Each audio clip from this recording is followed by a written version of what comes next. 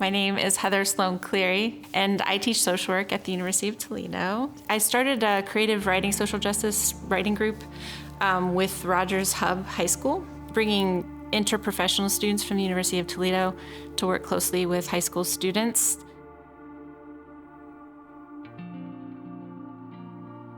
I was trained in Amherst Writers and Artists writing method, which is what I use with the kids, which is really where everybody writes, everybody reads their pieces, and then we give each other strengths-based feedback. So it sort of creates this like moment of equity between like college-age students, high school-age students, faculty, everybody that sort of writes. What's been really powerful is to watch them use their voice and have it valued by people, and it really builds their confidence in their voice and their advocacy for themselves, for their classmates, for their community. They're less shy about it. They know that people care what they have to say.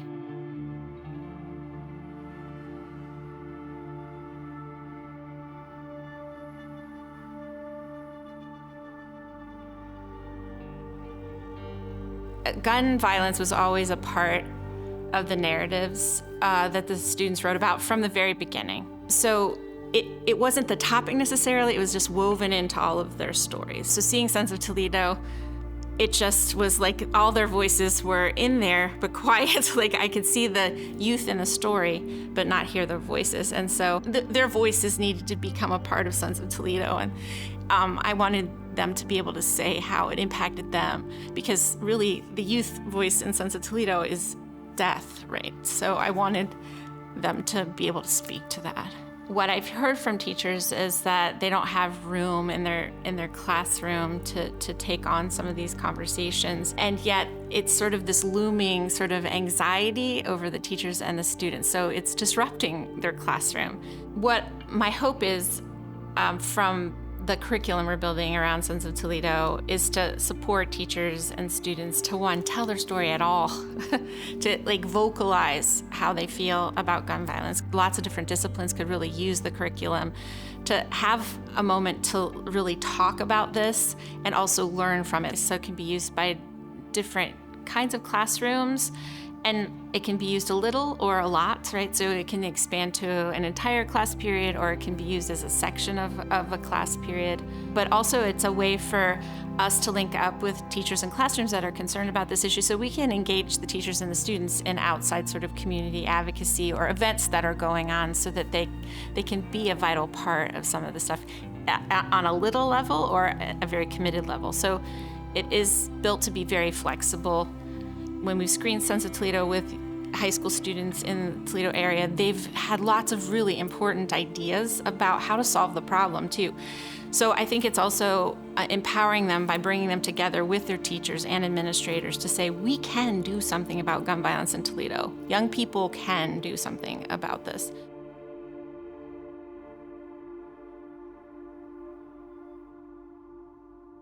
My name is Demetrius Wyatt. I'm a proud resident of Toledo, Ohio. I'm 26 years old, and I've been here pretty much my entire life. Hi, my name is Tonijah Johnson. I am a graduating senior finance major at Howard University.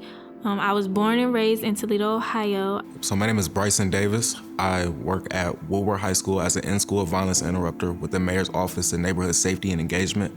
I grew up in Toledo, Ohio, and I graduated from Rogers High School. Not many people know where Toledo is or that it even exists, and so oftentimes I have to explain to them, like, it's about 45 minutes from Detroit, but it's in Ohio, like it's in the heart of the country. I feel like Toledo is a really special place. It's a place where people are quick to want to leave, which I understand, but there's a lot of things to see, I would say, from like the museums, our metro parks, the people that we have here. I think it's a really good place to live and a place that needs a lot of love. So I would say some of the obstacles that I had to face growing up would include not having the space to be myself and not having the exposure to different paths that I can take. I think an obstacle that young people are facing in Toledo or something about identity.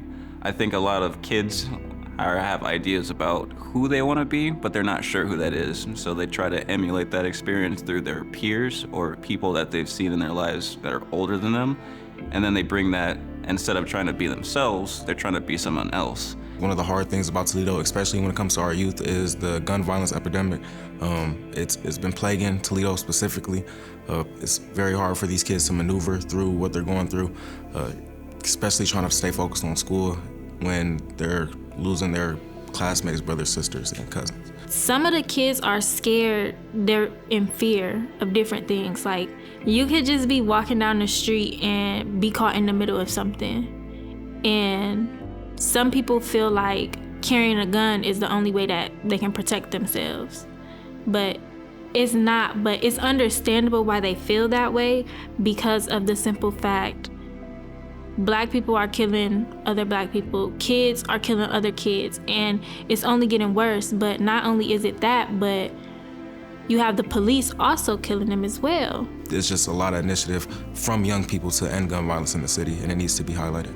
Everybody wants to leave the city. They're pretty quick to leave the city, but everybody wants to claim that they're from the mud. Feeling like they're not seen or heard really takes a big toll and plays a major role in the things that they delve into or partake in. Feeling unseen and heard, you tend to do things to get that attention. COVID still very much affects how the world is today, considering how these youth who are now freshmen, sophomores in high school were just passed up all the way since they were in 5th grade. So now they're working with that 5th grade education level in these high schools. And so it's very hard for them to adapt and to perform at the best of their ability. They just missed out on that whole section of life. It's so much going on with the youth. And I don't like the fact that it's so many of our youth that are going down, I don't want to say wrong paths, but paths that lead to death or prison. One of the things that are not being told is the how against gun violence the youth in Toledo really are, how scared they really are, and how that's shown, and how they deal with that fear and that trauma. While sometimes it may not be in healthy ways, it's really just baseline fear that they're experiencing, and they don't know how to address that, and that's something that we need to shine a light on. My experience watching Sons of Toledo, it really touched home just because of the simple fact I've had to deal with a family member passing due to gun violence at a young age. I would say I was around 14, 15, and it took a toll on my mental, being that I had to be strong for not only myself, but my siblings and other members of my family. The way that people cope with certain situations can lead them to a life of crime, and the consequences and repercussions that come with that life of crime can lead them to a life of stress. So it's just a never-ending cycle that if an external force doesn't come in and break, it'll continue to repeat itself. Because in the Black community, there are so many Black men who are going to prison and things of that such, which is causing the youth to lose people that they may look up to or not have the guidance that they need. I think the power in sitting with those emotions is the thing that the main character did in the movie.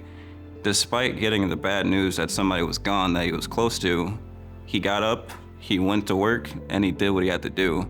And that's not easy for some people. I think sometimes it is hard for people to claim that strength and power just because they may not have that confidence within themselves, or they're surrounded by people who don't really motivate and push them to do better or be better than their environment.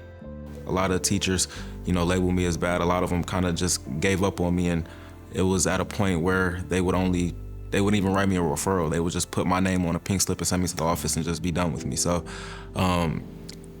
having that reputation, I stuck to that. That was me, and that's what I was comfortable being, because that's what I was known for, and there was no surprises. I think that being trauma informed is understanding that behavior isn't abnormal, it's communication, and understanding what they're trying to communicate can be vital in de-escalating situations and remedying problems, especially with our students going through trauma. Like, can I have a conversation with this kid who has a completely different life situation than I do? I can learn something about how you live your life, and you can learn something from me, because our lives are different. And understanding that difference in perspective is the way that we can grow and change that mindset that this is not what I have to do. I can do anything else that I want to do.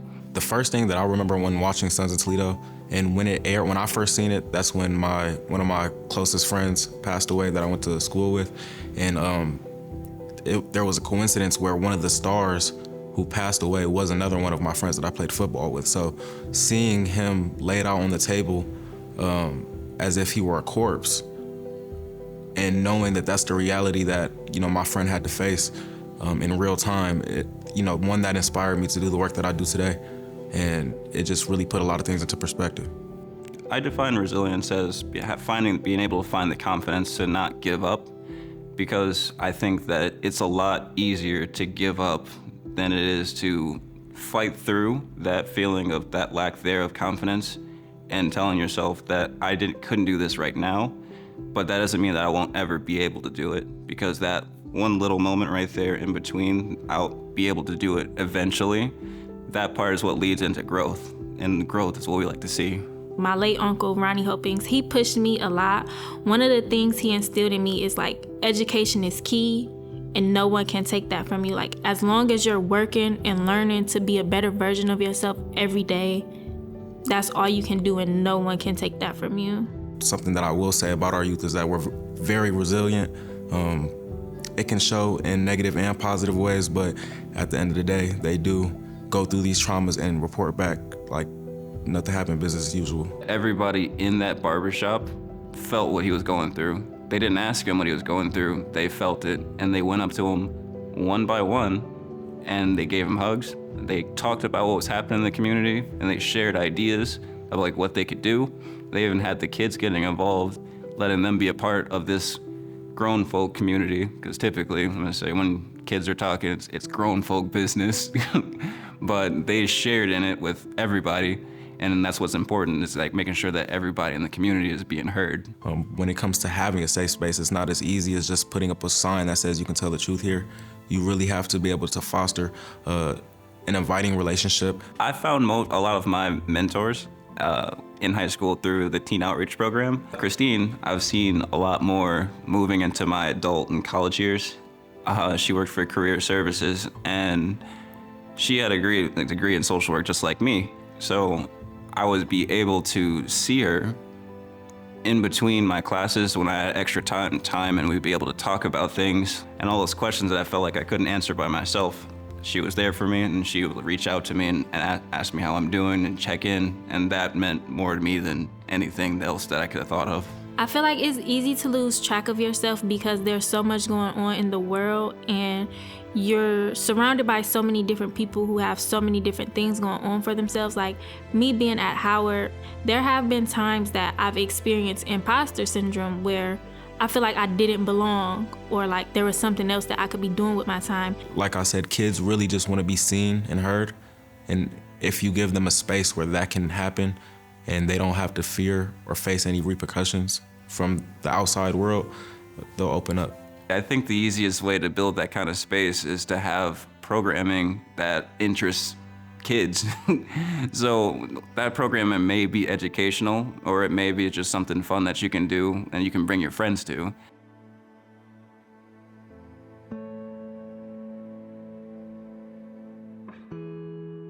One of the things that give me hope about young people in Toledo is, again, their resiliency, how they're able to experience these traumas but understand that there is a future that they do have to live for. So what gives me hope about the future of our youth is my nephew. He has big dreams and goals for his future, and it just touches my heart to see someone so young be so smart and talented and have such a strong sense of who they are and where they plan to go. I hope that one day we can all come and be comfortable with ourselves and whoever that we're gonna be. Just because you're one way today doesn't mean that you'll be that same person tomorrow. I don't even think that I was the same person that I was 6 months ago today. And I think recognizing your own personal growth is gonna be beneficial to our future. So it's very important that if you have a story that can help somebody in your same situation, because nobody goes through something that hasn't been went through before, if you can share that and connect with somebody else, each one teach one, I think that's how we start to come together as a community. I think something that's necessary about telling your own authentic story is that you never know who's listening to your story, and you never know who that story is gonna resonate with. And a lot of people just wanna be seen. Because dealing with gun violence, sometimes people feel alone or like they have no nowhere to turn or no one to understand what they're feeling and experiencing. When it comes to just Toledo as a whole, I feel like everybody in the city needs to be able to watch that film when it comes to just the representation in it. But when it comes to just a general overview reason for why people should view this film and really take into consideration is it just shows the genuine hurt and trauma that our community faces on a daily basis. And it has to be highlighted and it has to be addressed and acknowledged. Like, how are we making our community better so that people will want to stay here? Like, all of our signs in Toledo say you will do better in Toledo. I hope people that are watching this story can take it and add it to their lives and give back to their community in ways that will benefit the community.